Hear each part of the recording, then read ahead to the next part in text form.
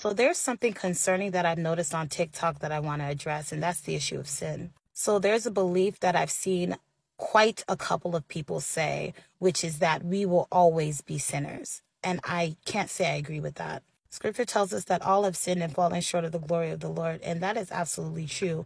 No one is without sin. However, Scripture also tells us that we are no longer slaves to sin because we have been bought and paid for at a price, and that price was the blood that Jesus shed on the cross. And so when we believe in the finished work of the cross of Jesus Christ, we are no longer slaves to sin. We are no longer bound to sin. It's actually the enemy who tells us we will continue to live lives of sin and be enslaved to sin. Furthermore, Scripture tells us, don't you know that sinners will not inherit the kingdom of heaven? And it proceeds to list a plethora of different types of sinners. But then this is the interesting thing. It says, such were some of you, meaning that these individuals used to be liars, used to be fornicators, used to be revilers, but they stopped sinning. If you're wondering how they did that, it was through the power of the blood of the Lamb, who is Jesus Christ. There was a time where I really used to believe that I would always be a sinner. I would always be trapped in sin. I wouldn't be able to get out of it, where that's simply not true. And that's the voice of the enemy if I ever heard it before. There was a time a couple of years ago where I was an active fornicator. Me and my man, we active fornicator. I was an active liar. When I didn't want to go into work, I would, I'm sick. I can't come in. That was a lie.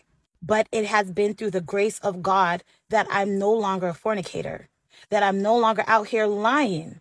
I look at it like this. What if there's a heroin addict who is able to overcome that addiction? Who are you to tell that person, oh no, you're always going to be a heroin addict. You're always going to be an addict to something. That's simply untrue. And quite frankly, I would like to believe that an individual who's been in the faith maybe 1 year, 2 years, 3 years, you're not making an active practice of the same sins you were doing when you first heard about Jesus. And if you are, there's a problem. If you think that this walk with God is just you wake up and you go about your day and you become sinless, that's absolutely not true. It is he who endures to the end. It is he who picks up his cross and follows God. And this requires a lot of sacrifice. This requires quite a lot of discipline. And this requires you actively making a choice to choose Jesus every day. Does this mean we will not have instances where we fall short? No. I have days where sometimes my emotions get the best of me and I look at people like they're crazy. And I believe that even my actions, even my thoughts should be pure. And so I ask God to change my heart every day so that I don't have those instances where I let my guard down and I allow my flesh to lead, which will ultimately lead me into sin. I pray you all know that you're overcomers through Christ. You are not slaves to sin. Be blessed.